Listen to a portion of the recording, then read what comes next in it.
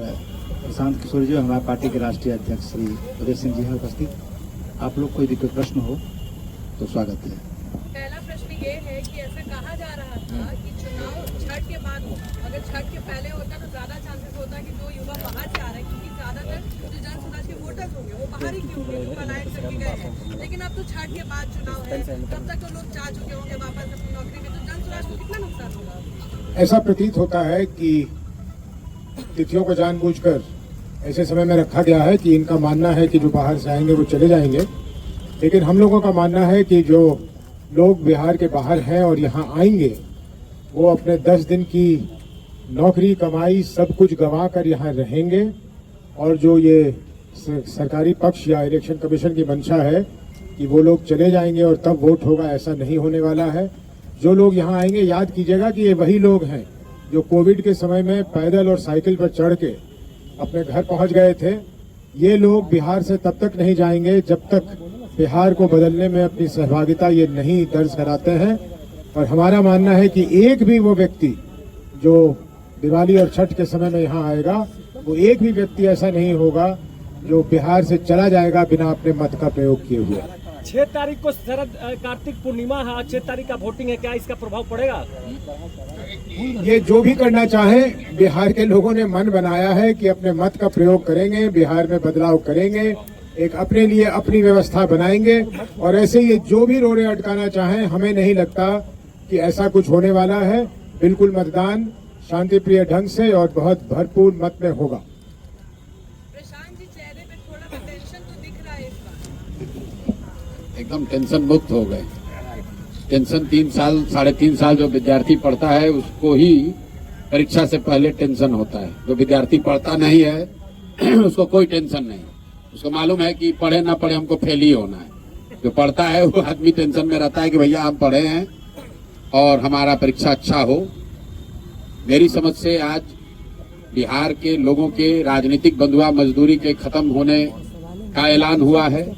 ये चुनाव की तिथियों की घोषणा नहीं है, बिहार के बच्चों के भविष्य के सुधार की शुरुआत होने की तिथि की घोषणा है। क्योंकि इस बार बिहार जाति, धर्म, नाली गली, मोदी, नीतीश, लालू, प्रशांत किशोर के लिए नहीं, अपने अपने बच्चों के लिए वोट करेगा, अपने बच्चों के पढ़ाई और रोजगार के लिए वोट करेगा, बिहार में बदलाव के लिए वोट पड़ेगा और उस शुरुआत के लिए वोट पड़ेगा जिस सपने को लेकर हम लोग यहाँ आए हैं कि आने वाले 10 साल में इस देश के 10 अग्रणी राज्यों में बिहार को शामिल कराएं। एक ऐसा भी दिन आए जब यूपी, पंजाब, हरियाणा, गुजरात, महाराष्ट्र से लोग बिहार में नौकरी मजदूरी करने आए। वैसी व्यवस्था बनाने के लिए वोट पड़ेगा। कोई कितना भी प्रयास कर ले, ये परिवर्तित होने वाला नहीं।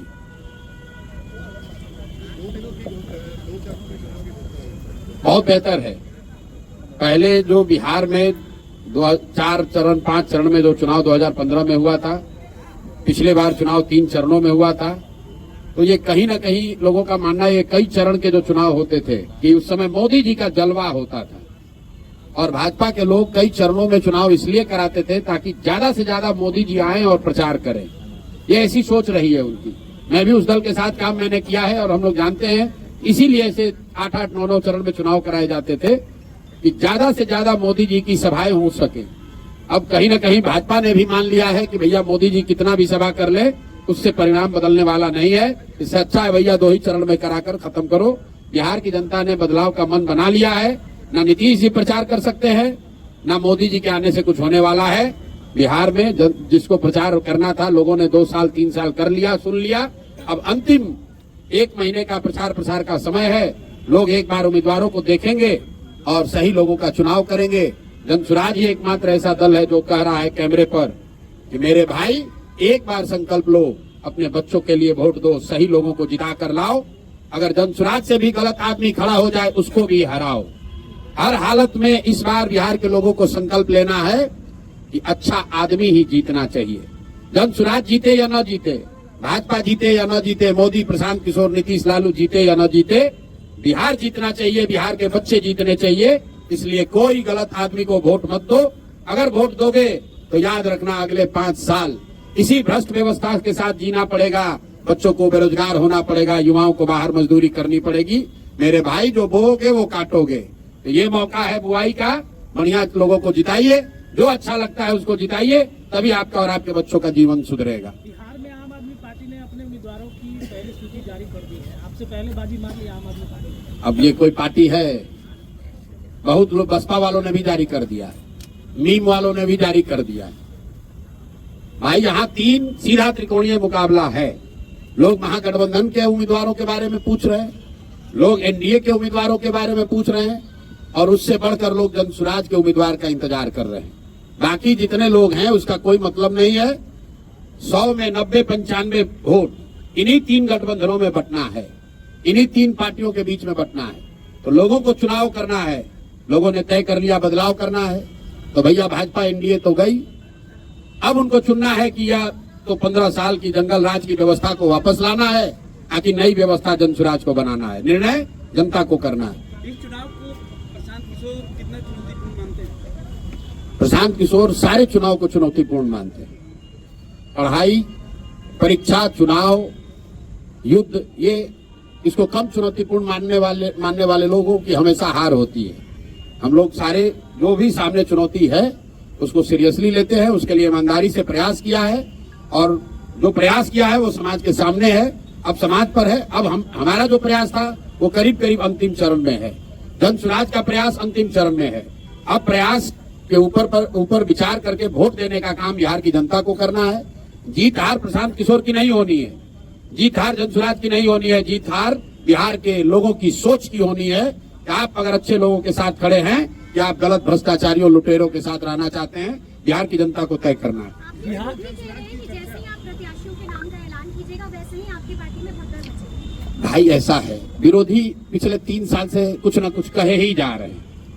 अरे देखिए कितना दिन पैदल चलेंगे, पैदल चलेंगे तो इनके साथ कोई नहीं आएगा। लोग आने लगा तो कहा अच्छा अभी आ रहा है, दल नहीं बनेगा। दल बन गया तो कहा अब बिखरने वाला है। जब दल में भीड़ आ गया तो कह रहा है भीड़ आ रहा है लेकिन वोट नहीं करेगा। जब भीड़ आ गई तो उसके बाद फिर कहने लगा अरे भैया इनको प्रत्याशी नहीं मिलेगा।